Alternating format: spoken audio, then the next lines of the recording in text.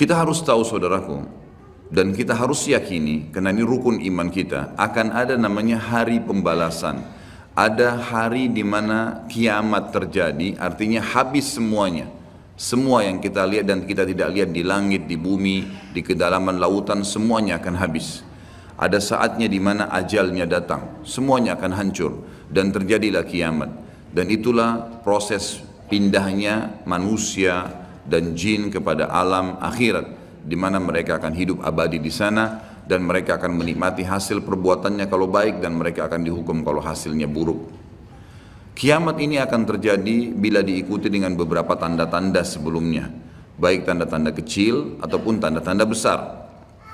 Dan pada saat kiamat terjadi nanti dimulai dengan sangkakala sekali, kemudian hancurlah semua di alam semesta ini, kemudian datang sangkakala yang kedua, dan akhirnya dibangkitkanlah seluruh makhluk, kemudian dihisaplah mereka, lalu terjadilah mahsyar, kehidupan yang akan kita laluin.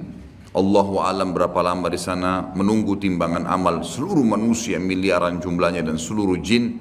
Bahkan Ibnu Katsir mengatakan Allah Azza wa Jalla akan menghadiri domba, kenapa dia menanduk domba yang lain.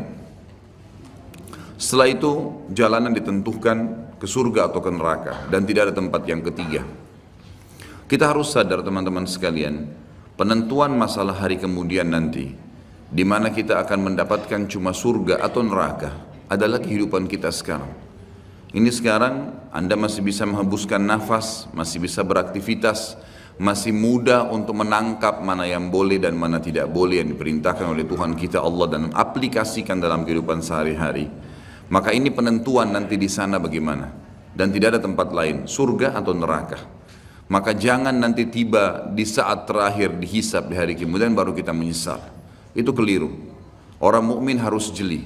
Ingat teman-teman, Allah memberikan kepada kita akal fikiran yang jernih, bisa berpikir, bisa menangkap, bisa memilah mana baik, mana buruk. Hati kita juga begitu, punya perasaan yang pekah, tahu mana baik, mana buruk, mana yang disukai, mana yang tidak disukai. Semua itu sebenarnya fasilitas yang Allah berikan tanpa harus menunggu hukuman datang baru mau taubat. Orang mukmin jeli, cerdas. Sabda Nabi SAW, al-mu'minu qayyisul fatin. Orang mukmin itu qayyis, cerdas sekali. Fatin itu pekah luar biasa. Jadi mereka tuh tahu kalau mereka buat salah, ini salah nih, ditinggalin. Apapun godaannya, dilawan sama dia karena dia tahu ini haram. Dan dia tahu setiap pelanggaran agama pasti ada konsekuensi hukum. Tidak ada dosa yang dilakukan sekecil apapun tidak ada konsekuensinya. Harus ada. Sekali antum menggibah, jangan heran setelah taubat tiba-tiba kita digibah. Pembersihan dosa yang lama. Dulu pernah kita mengambil, membuat nota palsu, mencuri sesuatu. Jangan heran sekarang kalau beli HP baru jatuh hilang. Itu biasa. Harus ada konsekuensi pembersihannya. Tidak mungkin tidak ada, mustahil. Siapapun itu. Bahkan Nabi SAW sendiri bukan kita karena katakan beliau melakukan dosa karena sudah diampuni. Tapi beliau sendiri mengatakan saya pun diberikan cobaan oleh Allah Subhanahu wa Ta'ala penyakit yang lebih berat double daripada apa yang diberikan kepada kalian. Apalagi manusia biasa yang penuh dengan dosa seperti kita. Kita akan bahas fase hari kiamat ini teman-teman sekalian dengan tanda-tandanya kecil dan besar. Kemudian kita akan masuk ke fase kiamatnya. Kemudian kita akan masuk ke ada bahasan di pasal ke-11 nanti tentang azab dan nikmat kubur. Kemudian nanti kita akan masuk ke fase mahsyar, kemudian surga dan neraka. Ini memang poin yang akan dibahas secara berentetan tentang masalah ini.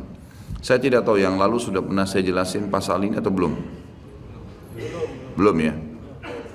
Saya akan bacakan pasal ke-10. Beriman kepada hari kemudian, hari pembalasan, hari kebangkitan dan seterusnya. Namanya ada banyak sekali.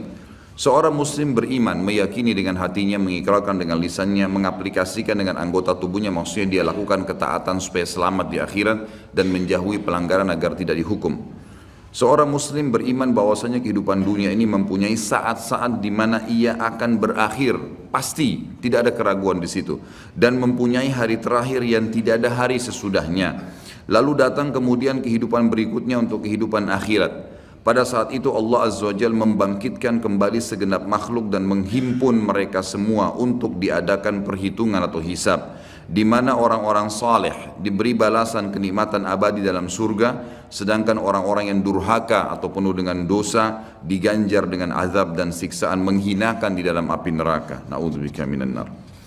Ia juga beriman bahwasanya hari akhirat ini didahului oleh tanda-tanda kiamat, seperti munculnya Dajjal, Ya'juj Ma'juj, turunnya Nabi Isa alaihissalam dari langit, keluarnya binatang melata yang dapat berbicara, terbitnya matahari dari tempat terbenamnya sebelah barat, dan tanda-tanda lainnya. Kemudian sangkakala atau trompet raksasa ditiup satu kali untuk kematian dan kebinasaan, lalu tiupan berikutnya untuk kebangkitan dan hidup kembali serta menghadap kepada Rabbul Izza, Allahu Azza wa Jalla. Kemudian penyerahan kitab-kitab catatan amal masing-masing, maka ada yang menerima kitab catatan amalnya dengan tangan kanannya dan pasti dia selamat, dan ada pula yang mengambilnya dengan tangan kirinya yang pasti dia akan celaka. Setelah itu disediakanlah mizan, timbangan amal, dan perhitungan amal atau hisab pun dilaksanakan, lalu jembatan terbentang di atas neraka menuju surga. Dipancangkan hingga berakhirnya proses agung tersebut dengan menetapnya semua penghuni surga di surga dan penghuni neraka di neraka. Iman yang demikian itu diyakini karena dalil-dalil nakli dan akli berikut ini.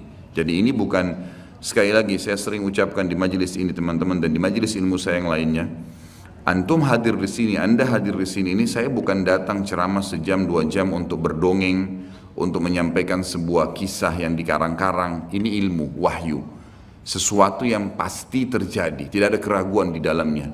Jadi apapun yang disampaikan itu bukan hanya sekedar untuk didengar telinga kanan keluar telinga kiri.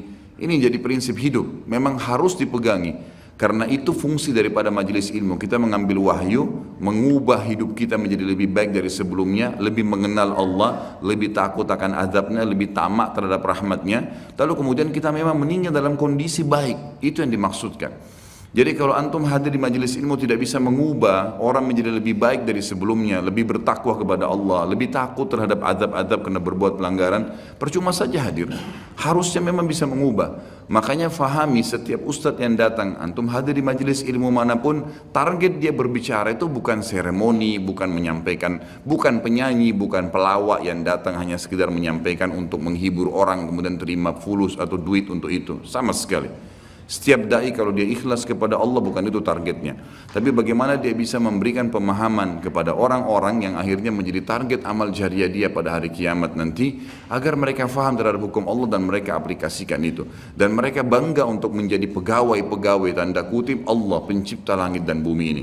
Saya dan teman-teman dai pasti sangat senang untuk bisa menjadi dai seperti ini karena kita menjadi pegawainya Allah, menyampaikan apa yang Allah inginkan dan Allah akan berikan balasan. Antum pun merasa bangga sebenarnya karena berhasil memahami apa yang Tuhan kita inginkan dan selamat gara-gara itu. Itulah sebabnya kenapa Nabi SAW sholat sampai kakinya pecah-pecah. Dan Aisyah akhirnya hampir meneteskan air mata berkata, ya Rasulullah, bukankah dosa anda sudah diampuni yang lalu dan yang akan datang, belum dikerjakan sudah diampuni? Jawaban Nabi SAW sederhana, afala akunu abdan syakura. Tidak layakkah saya menjadi orang yang bersyukur karena saya bisa diberikan petunjuk dan akhirnya saya bisa mengetahui mana boleh dan mana tidak boleh. Itu sebuah karunia yang sangat luar biasa bobotnya. Jadi jangan sampai apa yang kita sampaikan ini hanya sekedar kenangan, hanya sekedar sebuah informasi yang seperti hal yang lewat seperti baca koran, bukan teman-teman. Dalil-dalil yang kita bacakan ini sesuatu yang pasti, wahyu, tidak ada keraguan di dalamnya. Yang pertama, tentang adanya kiamat, pasti berakhir semua kehidupan ini. Adanya berita dari Allah Subhanahu wa taala tentang hal tersebut sebagaimana kekal dalam firman-Nya dalam surah Ar-Rahman ayat 26 dan 27. A'udzu billahi minasyaitonir rajim. Kullu man 'alaiha fan wa yabqa wajhu rabbika dzul jalali wal ikram. Semua yang ada di bumi ini akan binasa, tidak terkecuali hancur. Dan tetap kekal wajah Rabbmu yang mempunyai kebesaran dan kemuliaan. Firman Allah yang lain juga menjelaskan surah Al-Anbiya ayat 34 sampai 35. A'udzu billahi minasyaitonir rajim wa ma ja'alna li basharin min qablikal khulda afa in mitta fahumul khalidun kullu nafsin dha'iqatul maut wa nabluukum bisyarri wal khairi fitnah wa ilaina turja'un. Kami tidak menjadikan hidup abadi bagi seorang manusia pun sebelum kau, hai Muhammad. Jadi semuanya mati. Dari Adam pun manusia pertama sudah melalui proses kematian menuju ke alam akhirat itu. Maka jikalau kau mati, apakah mereka akan kekal? Ada orang-orang yang menolak ajaranmu itu akan bisa kekal? Maka tanda tanya, tiap-tiap yang berjiwa akan merasakan mati. Kami akan menguji kamu dengan keburukan dan kebaikan sebagai cobaan yang sebenar-benarnya. Artinya mengikuti kebenaran, kebaikan, patuh, dia akan selamat masuk surga. Itu cobaan, gitu kan? Dia berhasil lolos. Ada orang yang tidak berhasil, tetap dirumus dalam hal-hal yang dilanggar. Tapi Allah berusaha menariknya dengan peringatan-peringatan. Rasa takut, rasa penyesalan, rasa khawatir, dipermalukan oleh orang-orang di sekitarnya. Sampai puncaknya kalau tidak mau Allah tutup dengan su'ul khatimah, dengan tabrakan, dengan penyakit parah. Karena memang sudah tidak mau menyadari tentang peringatan Allah. Dan hanya kepada kamilah kalian pasti dikembalikan. Ini jelas firman Allah subhanahu wa ta'ala. Surah Taghabun ayat 7. A'udzu billahi minasyaitonir rajim. Za'ama alladhina kafaru allan yub'atsu qul bala wa rabbi latub'atsunna thumma latunabba'unna bima 'amiltum wa dzalika 'ala Allahi yasir. Orang-orang yang kafir mengatakan bahwasanya mereka sekali-kali tidak akan dibangkitkan lagi. Tidak ada hari kiamat, tidak ada hari hisab. Katakanlah hai Muhammad dengan jelas dan tegas, tidak demikian demi Rabbku, demi Allah, demi Tuhanku. Benar-benar kalian akan dibangkitkan, kemudian akan diberitakan kepada kalian apa yang telah kalian kerjakan. Yang demikian itu adalah mudah bagi Allah. Surah Al-Mutaffifin ayat 4 dan ayat 6, bertubi-tubi ayat Al-Quran menceritakan kepada kita. A'udzu billahi minasyaitonir rajim. Ala yadhunnu ulaika annahum mab'utsun liyaumin 'adzim yauma yaqumun nasu lirabbil alamin. Tidakkah orang-orang itu yakin bahwasanya sungguhnya mereka akan dibangkitkan pada suatu hari yang besar, berat hari itu. Beratnya luar biasa karena penentuannya surga atau neraka, enggak ada opsi, enggak ada tengah-tengah. Harus di sini nikmat abadi atau di sini azab yang menyakitkan dan menyedihkan. Yaitu hari ketika manusia berdiri menghadap Rabb alam semesta. Juga Asy-Syura ayat 7. A'udzu billahi minasyaitonir rajim. Wa kadzalika auhayna ilaika Qur'anan Arabiyyan litundhira ummal qura wa man hawlaha wa tundhira yaumal jam'i la raiba fi fariqum fil jannati wa fariqum fis sa'ir. Demikianlah kami wahyukan kepadamu Al-Quran dalam bahasa Arab, hai Muhammad, supaya kamu memberikan peringatan kepada Ummul Qura, penduduk Mekah, dan penduduk negeri-negeri sekelilingnya, seluruh dunia, serta memberi peringatan pula tentang hari berkumpulnya manusia atau hari kiamat yang tidak ada keraguan padanya. Segolongan pasti pada saat itu akan masuk ke dalam surga, dan segolongan lagi pasti masuk ke dalam neraka. Tidak ada pilihan yang lain. Sekarang penentuannya teman-teman, hati-hati. Jangan pernah terpengaruh dengan lisannya orang-orang di sekitar kita. Pujian dia, hinaan dia, cacian dia hanya sepanjang lidahnya. Kamu alim ya, kamu hebat ya, kamu gagah ya, kamu kaya lah. Itu hanya sepanjang lidah. Jangan itu membuat kita lalai, nggak ada gunanya sama sekali. Atau bahkan mungkin dia menghardik dengan kata-kata yang tidak baik, mencaci maki. Allah mengajarkan, kalau ada orang seperti ini, wa idza khatabahumul jahiluna qalu salama. Kalau orang bodoh mengajak bertengkar, tinggalkan saja kata Allah, enggak usah dilayani. Enggak ada waktu untuk menyanyiakan waktu kita kepada hal-hal yang tidak ada manfaatnya. Para ulama salaf kita memaksimalkan waktu mereka per detiknya, dari kegiatan ibadah ke ibadah apalagi, terus begitu. Sampai seseorang di antara mereka berharap tidak ngantuk malam hari supaya bisa beribadah semalam suntuk. Karena tahu ini akan terjadi hal-hal yang akan besar nantinya. Para sahabat Abu Darda, Abu Hurairah dan sahabat-sahabat Nabi yang lain semuanya, mereka sering menangis tiba-tiba tanpa sebab. Lalu ditanya oleh orang-orang sekitarnya dari para tabi'in, ada apa? Anda ini menangis, bukankah Anda sahabat Rasulullah? Maka jawaban mereka, sungguh bekal kami sangat sedikit, perjalanan masih panjang, tidak ada jaminan amal kami sudah diterima, walaupun kami sudah melakukannya. Mungkin ya, ada kekurangan-kekurangan dalam amal tersebut. Kita tidak pernah tahu, dari khayalan sholat, dari ini, dari itu, dari riya, dan seterusnya, ini berbahaya. Kalau para sahabat bisa khawatir begitu, bagaimana dengan kita teman-teman sekalian? Harusnya kita lebih jeli dan lebih hati-hati lagi. Alhamdulillah dengan kemahamurahannya Allah, Allah memberikan fasilitas yang namanya taubat mudah sekali dilakukan.